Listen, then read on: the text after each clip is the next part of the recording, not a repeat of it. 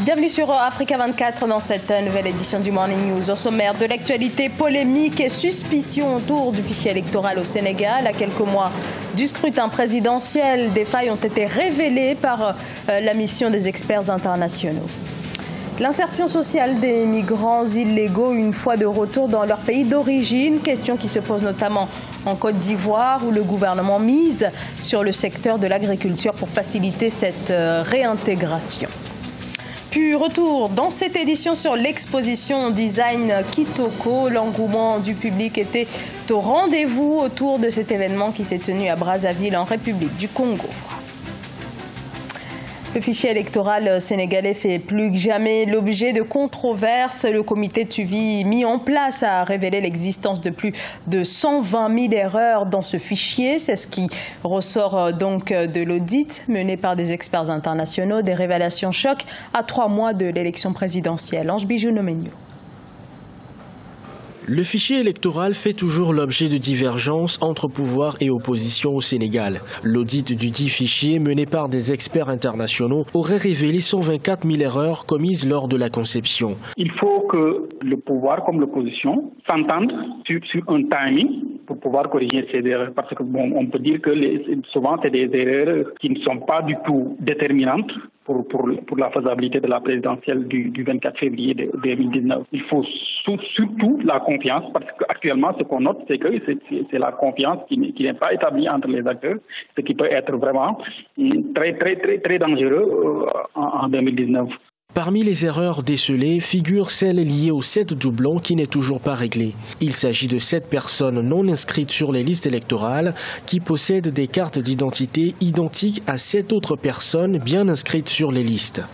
Il faut se consacrer surtout sur le retrait des cartes d'identité, sur le retrait des cartes d'électeurs pour que le jour du vote, qu'on ait un taux de participation acceptable. Le pouvoir aussi doit faire des compromis pour que l'opposition soit informée, pour que vraiment on ne se rende pas compte que de plus en plus il y a des zones d'ombre. En dehors des manquements, le comité de suivi a également noté des avancées comme l'absence de mineurs, de doublons biométriques, de lieux de vote et de bureaux référencés. À quelques semaines des élections législatives du 20 décembre au Togo, l'opposition continue de dénoncer le processus électoral. La coalition des 14 partis de l'opposition exige la reprise du processus et la recomposition du bureau de la commission électorale jugée inféodée au régime de Lomé. La C14 accuse le pouvoir d'aller à l'encontre des recommandations de la CEDEAO. Contexte politique donc très tendu dans lequel l'Église prend de plus en plus position. Marcel Farba Maroun. Des réformes constitutionnelles et institutionnelles, c'est ce que réclament les évêques au Togo, ce avant les élections législatives prévues le 20 décembre 2018. Il faut dire que cette démarche répond à la feuille de route de la CEDEAO, Communauté économique des États de l'Afrique de l'Ouest, et appelle à des changements dans la manière de gouverner et de pratiquer la politique dans le pays. Il est évident que la tenue des élections sans les réformes qui s'imposent ne résoudra pas le problème togolais. Elle ne fera qu'exacerber les tensions et les violences, quel que soit celui qui sera à la tête de notre nation. Si le système ne change pas, les problèmes à coup sûr ne connaîtront pas de répit. Parmi les réformes à entreprendre figure la recomposition du bureau de la CENI, Commission électorale nationale indépendante, exigée par la coalition de l'opposition composée de 14 partis politiques. L'idéal aurait été qu'on fasse tranquillement ces réformes-là et après on fixe de manière consensuelle de nouvelles dates pour les élections. Mais étant donné les enjeux pour le pouvoir, ils ont tout fait pour que la C14 se fâche et ne participe pas aux élections. Étant donné que les partis politiques sont plus d'une centaine dans le pays, on va trouver certainement des comparses pour aller à ces élections-là et donner un semblant de légalité, mais ça ne résout aucun problème dans le pays. Ce mercredi, le nouveau projet de loi du gouvernement doit être étudié par la commission des lois avant d'être soumis dans les prochains jours aux députés. En rappel, l'opposition parlementaire avait rejeté en septembre 2017 un texte non rétroactif qui permettrait au président Faure Gnassingbé de se représenter en 2020 et en 2025. La ville nouvelle de Diamniadio au Sénégal a un nouvel arrivant, une usine du groupe suisse Sika, une installation qui va pouvoir générer des emplois, notamment dans la construction. Une opportunité donc pour de nombreux Sénégalais. Marcel Farba Maroun nous en dit un peu plus. C'est ce lundi 26 novembre 2018 que le groupe suisse Sika a procédé à l'inauguration de son usine au Sénégal, sise à Diamniadio. L'entreprise, spécialisée dans la production de matériaux de construction, est présente dans 94 pays avec plus de 170 sites de production et de vente.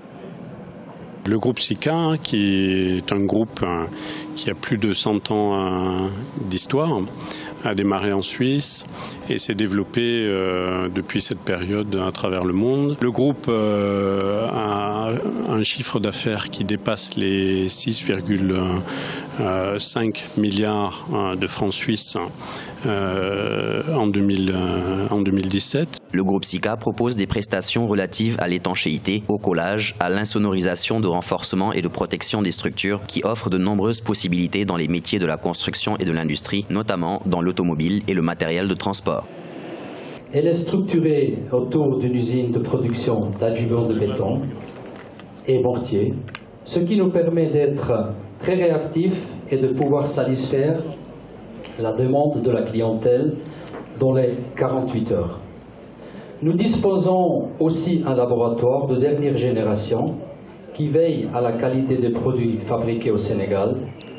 Dans nos offres de services, nous tenons à accompagner les clients en leur proposant des formulations optimales et économiques ainsi qu'un support technique. La décision du groupe Sika de s'implanter au Sénégal est en phase avec le cadre de référence de la politique de l'État dénommé Plan Sénégal émergent. Ce dernier a pour objectif d'impulser les centres urbains par un potentiel économique significatif, en partie grâce aux projets d'infrastructure. Ils sont nombreux à avoir tenté leur chance en Europe à la recherche d'une vie meilleure. Tentative via les passeurs, une route de tous les dangers. Certains de ces candidats à l'immigration clandestine n'ont pas franchi la Méditerranée. Ils ont alors été bloqués en Libye où ils sont entre 400 000 et 700 000. Ces derniers mois, on assiste à des rapatriements. Alors, quelle prise en charge une fois de retour dans leur pays d'origine? Illustration en Côte d'Ivoire dans ce reportage d'Olivier Conan. Vers la réinsertion des ex-migrants vers l'Europe de retour en Côte d'Ivoire par l'entrepreneuriat. 50 ex-migrants reçoivent une formation professionnelle en bâtiment et en agriculture au centre d'incubation de l'Université de l'entrepreneuriat à Zaguié. Objectif, permettre à ces jeunes de créer leur propre emploi en exerçant une activité génératrice de revenus. Au programme de cours accélérés sur la création d'une pépinière en agriculture ou la gestion d'une ferme d'élevage. Certains d'entre eux ont un niveau d'instruction faible. Donc, on n'a pas voulu utiliser la formation classique. Nous avons utilisé une formation par andragogie. Ça veut dire que basée sur les images. Et donc, nous savons aussi qu'ils ont été traumatisés. Donc, le premier cours, c'est un psychologue qui est passé.